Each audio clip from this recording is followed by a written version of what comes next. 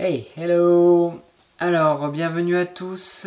Aujourd'hui, toujours pareil, ça fait un moment que je n'ai pas fait de vidéo. L'envie n'était pas là. Voilà, comme beaucoup, je prends pas mal de temps pour moi, essayer de m'adapter à toutes ces énergies que nous recevons actuellement.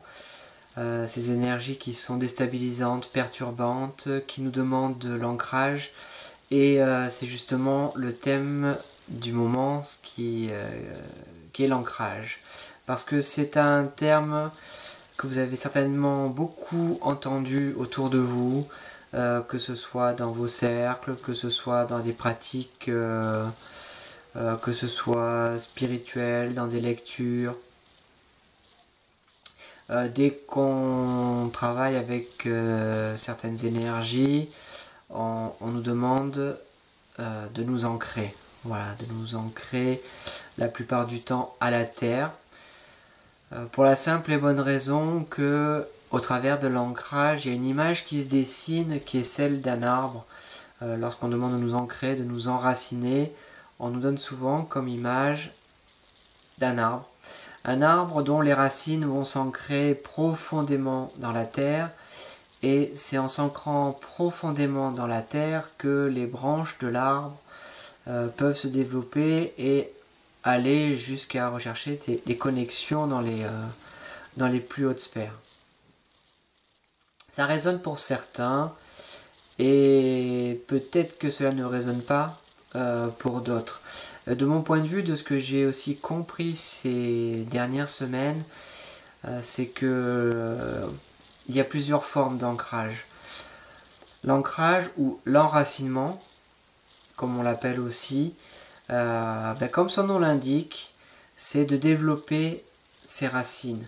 Alors, si on a une nature, ce que j'appellerais élémentale, donc un être qui est profondément connecté à l'énergie de la Terre, un être avec une inspiration plus elfique, plus féerique, plus druidique. Donc quelqu'un qui au fond de l'âme se sent vraiment connecté à cette énergie-là pourra pour ma part développer ses racines profondément dans la terre. Mais cela ne résonne peut-être pas à tout le monde. Et voilà, pour moi c'est ce qui a été mon cas ces dernières semaines. On m'a montré que s'ancrer, s'enraciner, c'est, comme son nom l'indique, développer ses racines. Et peut-être que pour certains d'entre vous, les racines ne sont pas ici, elles sont plus dans le stellaire, dans le cosmique. Vous sentez vibrer plutôt avec les étoiles, avec les planètes, avec le cosmos. Alors oui, on est tous reliés à l'univers, mais selon ce que nous sommes venus incarner ici et la façon dont nous sommes venus l'exprimer, pour certains, comme je l'expliquais, peuvent être au travers d'une nature très élémentale, et pour d'autres, ça peut être d'une nature très stellaire, très galactique. Donc l'image qu'on m'a montrée, c'est si on prend l'arbre de vie, si on imagine que l'être humain, on le transpose à un arbre de vie, pour un être élémental, on pourrait très bien dire que les racines vont être profondément dans la terre et les branches vont s'élever vers le ciel. Et pour une personne qui se sentirait au plus profond de l'âme des étoiles ou galactiques et qui a du mal justement à trouver cet enracinement, peut-être qu'il ne le cherche pas dans le bon sens.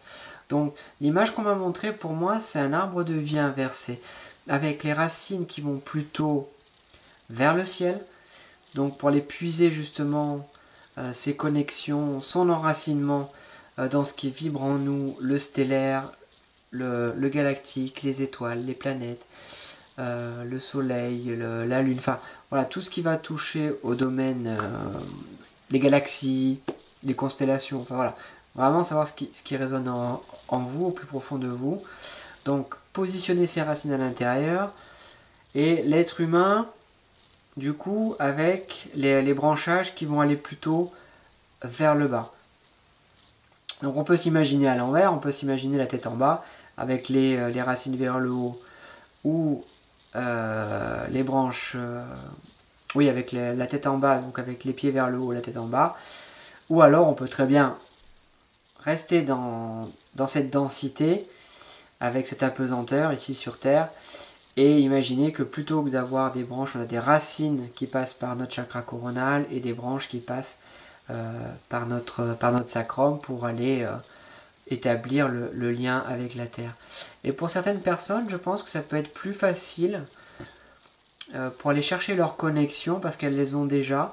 Donc elles vont aller s'enraciner à ce qu'elles savent déjà, à ce qui est là en eux. Donc de par cet enracinement, vont se reconnecter à leur savoir inné et à l'inverse vont pouvoir au travers de leur incarnation sur Terre le diffuser sur Terre. Je ne sais pas si c'est clair hein, ce que j'explique, mais en fait moi c'est vraiment comme ça que je l'ai compris, parce que longtemps j'ai été dans cette recherche d'enracinement et avec parfois des incompréhensions. Je me dis bon, je m'enracine, je cherche à m'enraciner, je fais ce qu'il faut pour m'enraciner, je vais dans la nature, je fais de la méditation, mais il y a quelque chose quand même qui me semble pas cohérent. Et ces dernières semaines, ce qu'on m'a montré, c'est cette image-là, du coup, cette image inversée, donc d'aller plutôt aller chercher les racines en bas, d'aller chercher les racines en haut, pour que la diffusion puisse se faire vers le bas. Voilà. Eh bien écoutez, j'espère que cette petite mise en lumière sur l'ancrage, l'enracinement vous aura vous aussi aiguillé, puis permettre de mettre le doigt sur quelque chose. Et puis je reste à votre disposition. Si vous avez des questions, vous pouvez les laisser en commentaire. Un grand merci et je vous dis à très vite pour une prochaine vidéo. Merci beaucoup.